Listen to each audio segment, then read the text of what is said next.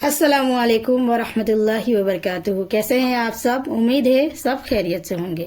اللہ آپ لوگوں کو ایسے ہی خوش رکھے. میں علامہ خاتون، اور آج ہم ایک بہت امپورٹنٹ ٹاپک پر بات کرنے والے ہیں، جو ہے حدیث کیا ہے اور یہ ہماری زندگی کے لیے اتنی امپورٹنٹ کیوں ہے، اور حدیث کی اہمیت کیا ہے. حدیث کا سمپل مطلب ہے آپ رسول اللہ صلی اللہ علیہ وسلم کی باتیں، آپ رسول اللہ صلی اللہ علیہ وسلم کے کام، اور آپ رسول اللہ صلی اللہ علیہ وسلم کی منظوری والی چیزیں جو ہمیں سکھاتی ہے کہ اسلام کو پریکٹیکلی کیسے فالو کریں. تو چلیے آپ جانتے ہیں کہ حدیث کی اہمیت کیا ہے اور یہ اتنی امپورٹنٹ کیوں ہے.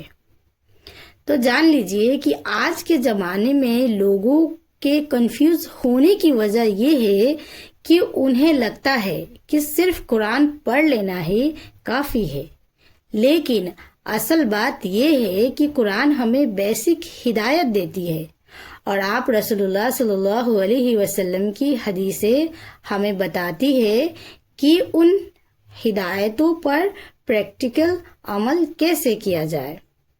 مثال کے طور پر قرآن میں نماز کا حکم ہے، لیکن نماز کا پورا طریقہ، رکوع، سجدہ، کتنی رکعت ہے، یہ سب حدیث سے ہی سمجھ آتی ہے. اسی لیے حدیث کو فالو کرنا بہت امپورٹنٹ ہے، کیونکہ نبی صلی اللہ علیہ وسلم کی زندگی ہمارے لیے ایک پرفیکٹ ایگزامپل ہے، اور ان کی بات ماننا اصل میں اللہ کی اطاعت بھی ہے. اب سب سے ضروری بات یہ ہے کہ ہم اپنی ڈیلی لائف میں حدیث پر عمل کیسے کریں. تو اس کا طریقہ یہ ہے کہ ہم چھوٹی چھوٹی سنتوں سے شروع کریں، جیسے سچ بولنا، سلام کرنا، کھانے سے پہلے بسم اللہ کرنا، بیٹھ کر پانی پینا، اور دھیرے دھیرے اپنی پوری زندگی کو سنت کے مطابق ڈھالنا. تو چلیے اب جانتے ہیں کہ اگر کوئی حدیث کو اگنور کرے تو کیا ہوگا.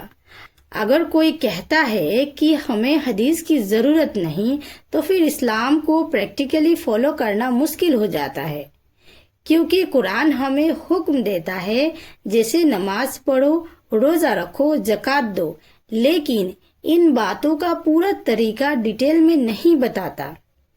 یہ تفصیل ہمیں آپ رسول اللہ صلی اللہ علیہ وسلم کی حدیث سے ملتی ہے.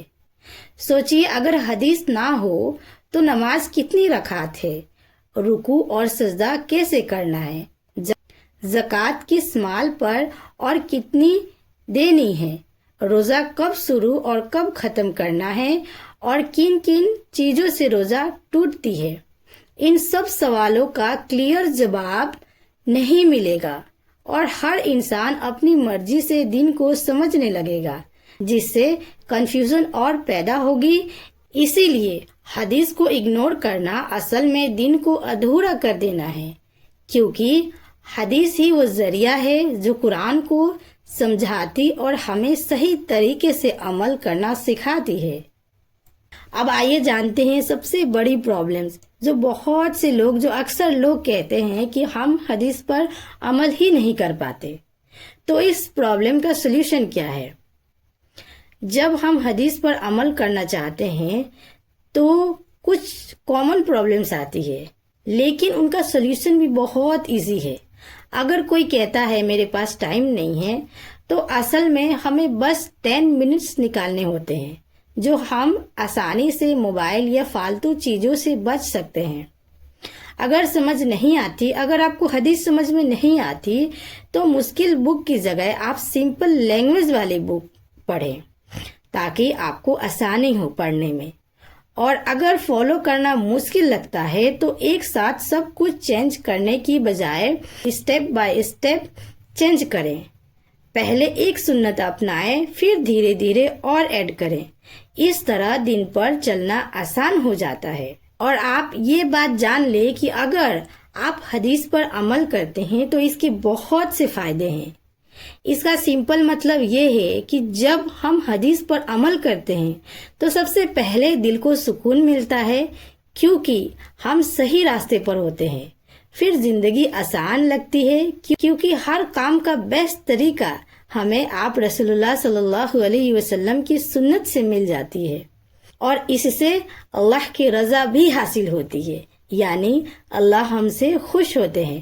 اور سب سے بڑا فائدہ یہ ہے کہ آخرت میں کامیابی ملتی ہے، جو اصل جیت ہے ہمارے لیے۔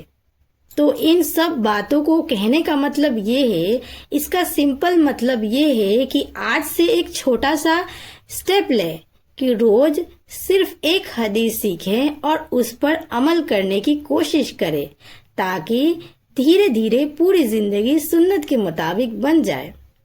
تو چلیے پھر ملیں گے اگلی ویڈیو میں، تب تک کے لیے اپنا خیال رکھیں، اور اگر آپ کو یہ بات پسند آئی ہو تو ویڈیو کو لائک کریں، دوسروں تک پہنچانے کے لیے شیئر کریں، اور آگے ایسے ہی فائدے مند ویڈیو کے لیے سبسکرائب کریں، اور کامنٹ میں ضرور لکھیں کہ آج آپ کون سی سنت اپنی لائف میں شروع کرنے والے ہیں۔ تو چلیے دعا کریں میرے لیے، اپنے لیے اور پوری امت کے لیے۔ جزاک اللہ خیر۔